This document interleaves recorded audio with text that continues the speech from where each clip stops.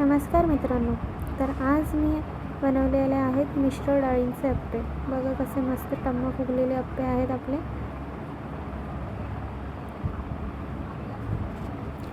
त्यासाठी मी एका भांड्यात 2 कप तांदूळ घेतलेले आहेत,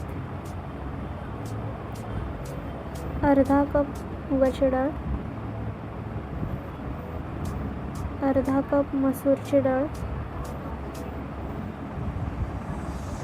अर्धा कप उडदाची डाळ, अर्धा कप चण्याची डाळ, 1 कप पोहे आणि अर्धा चमचा मेथी. हे सगळं मिश्रण आपल्याला छान धुवून घ्यायचं आहे 2-3 वेळा आणि यात पाणी टाकून आपल्याला हे भिजवत ठेवायचं आहे. हे साधारणतः 2 ते 3 तास आपल्याला भिजत ठेवायचं आहे. आता मी 2 ते 3 तासानंतर मी हे आता मिश्रण मिक्सरमध्ये वाटून घेते. या कन्सिस्टन्सीमध्ये आपल्याला हे मिक्सर वाटून घ्यायचं आहे. फार एकदम बारीक नाही करायचं, थोडंसं रवाळ असलं पाहिजे मिश्रण, कारण की आपल्याला अप्पे बनवायचे आहेत. फार त्याच्यात आपण एकदम थोडंसं पाणी टाकूया. फार एकदम पातळ पण नाही करायचं, कारण की आपल्याला अप्पे बनवायचे. तुम्हाला जर डोसे वगैरे बनवायचे असेल तर तुम्ही यात पाणी टाकू शकता, पण आज आपण अप्पे बनवतो आहे तर आपण यात पाणी टाकायचं नाही आहे फार. आणि ह्यात थोडंसं मीठ पण टाकायचं आहे. आणि तेच मिश्रण मी एक रात्रभर तसंच आंबवत ठेवलं होतं.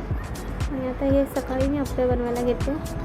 त्याच्यात मी बारीक चिरलेली मिरची टाकलेली आहे आणि हे मी इनो टाकते आता हे मिश्रण ॲक्टिवेट करण्यासाठी, कारण की अप्पे बनवण्यासाठी ते आपल्याला फुगायला हवेत, असे नाही फुगणार. त्यासाठी आपल्याला इनो टाकायला लागेल. हे इनो ॲक्टिवेट करण्यासाठी मी थोडंसं पाणी टाकते.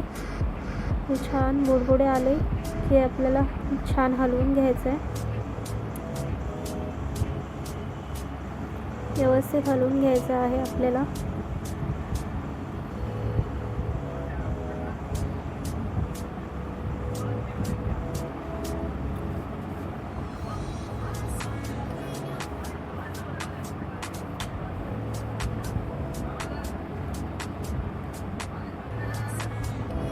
एवढीच कन्सिस्टन्सी ठेवायची आहे. याच्यात आपल्याला अजून पाणी वगैरे काहीच नाही टाकायचे. तर आपण आता पात्र घेतलं आहे, त्यात तेल टाकूया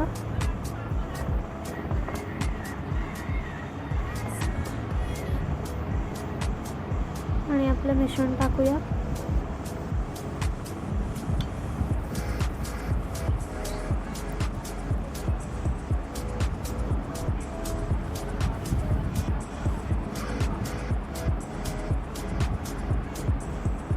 हे छान फुगतात.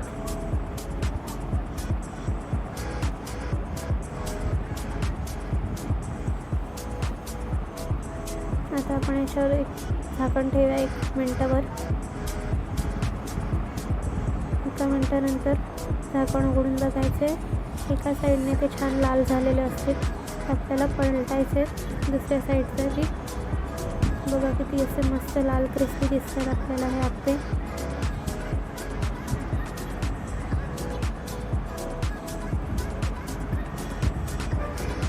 हे पलटताना काळजी घ्या, नाहीतर फुटतील वगैरे.